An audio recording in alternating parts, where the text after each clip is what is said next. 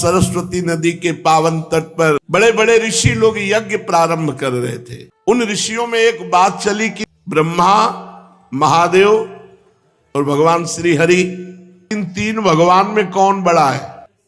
कोई कहता ब्रह्मा को, कोई कहता महादेव जी को, कोई कहता हरि को। उनमें भगवान के महान भक्त ब्रह्मा जी के पुत्र, तपस्या के धनी भृगु जी ने कहा कि आप कोई लड़ो मत, हम तीनों की परीक्षा लेते हैं, इनमें जो श्रेष्ठ निकलेगा वही श्रेष्ठ है। अब इन तीनों भगवान की परीक्षा लेने के लिए भृगु जी महाराज सबसे पहले अपने पिता ब्रह्मा जी के पास गए।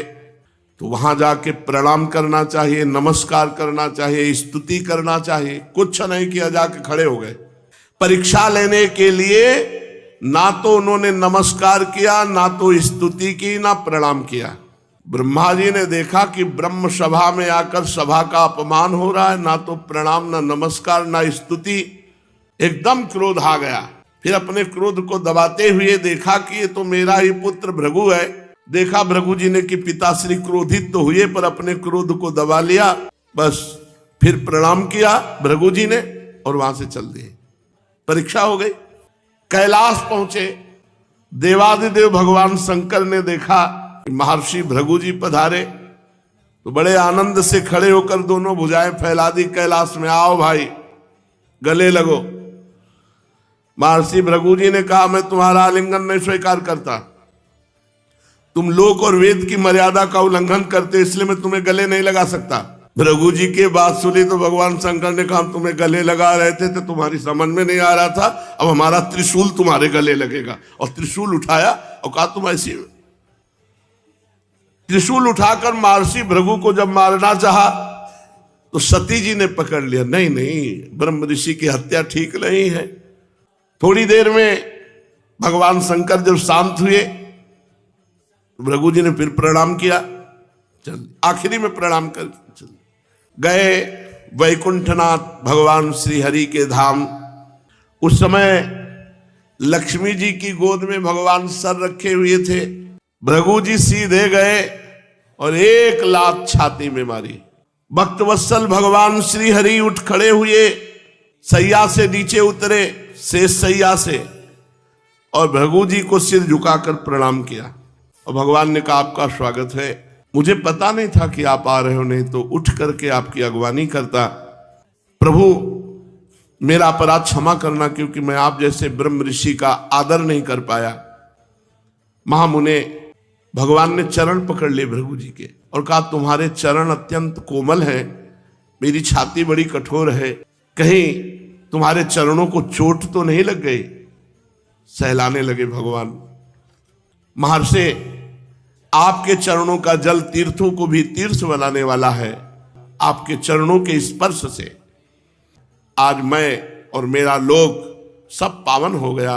भगवान वचन दिए कि आज के बाद चाहे जो अवतार हो मेरा, तुम्हारा चरण चिन्ह हमारी छाती पे रहेगा, ये हमारा आभूषण रहेगा। भृगु चरण चिन्ह, भृगुलता। भृगु जी के आंसू आ गए कि मैंने लात मारा और भगवान चरण पकड़ कर दबा रहे कि हमारी छाती बड़ी कठोर है, तुम्हारे चरणों में कहीं चोट ना लग गई हो। भृगु जी के भक्ति के उद्रेक से गला भराया, आंखों में से आंसू छलक आए और वो मौन हो गए। फिर भगवान को साष्टांग प्रणाम किया श्री हरि को, और प्रणाम करके वहां से लौट आए और ब्रह्मवादियों की जो मुनियों की सभा थी उसमें आकर वहां बताया, तीनों भगवान के चरित्र बताए। भृगु जी का अनुभव सुनकर सभी ऋषि मुनियों को बड़ा विस्मय हुआ, उनका संदेह दूर हो गया।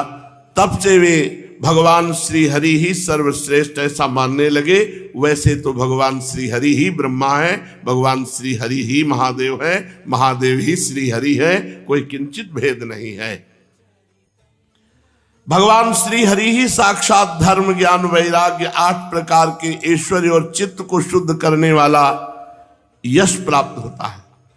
शांत समचित्त अकिंचन और सबको अभय देने वाले साधु मुनियों के वे एकमात्र परम गति हैं, ऐसा सारे शास्त्र कहते हैं। भगवान की प्रिय मूर्ति है सत्व और इष्ट देव हैं ब्रह्म ऋषि। निष्काम, शांत और विवेक संपन्न पुरुष श्री भगवान श्री हरि का भजन करते हैं। भगवान की गुणमयी माया ने राक्षस, असुर, देवता ये 3 मूर्तियां बनाई। इनमें सत्वमयी देव मूर्ति ही भगवान की प्राप्ति का साधन है। स्वयं भगवान समस्त पुरुषार्थ स्वरूप हैं। सुखदेव जी कहते हैं, परीक्षित, सरस्वती तट के ऋषियों ने अपने लिए नहीं, मनुष्यों का संशय मिटाने के लिए ही ऐसी युक्ति रची थी। पुरुषोत्तम भगवान के चरण कमलों की सेवा करके उन्होंने भगवान का परम पद प्राप्त किया। सूत जी कहते, शौनकादि ऋषियों, भगवान पुरुषोत्तम की एक कमनीय कीर्ति कथा जन्म मृत्यु रूप संसार के भय को मिटाने वाली है। यह व्यासनंदन भगवान श्री सुखदेव जी के मुखारविंद से निकली हुई सुरभिमयी मधुमयी सुधाधारा है। इस संसार के लंबे पथ का जो बटोही अपने कानों के दोनों से इसका निरंतर पान करता रहता है, उसकी सारी थकावट जो जगत में इधर उधर भटकने से होती है, दूर हो जाती है।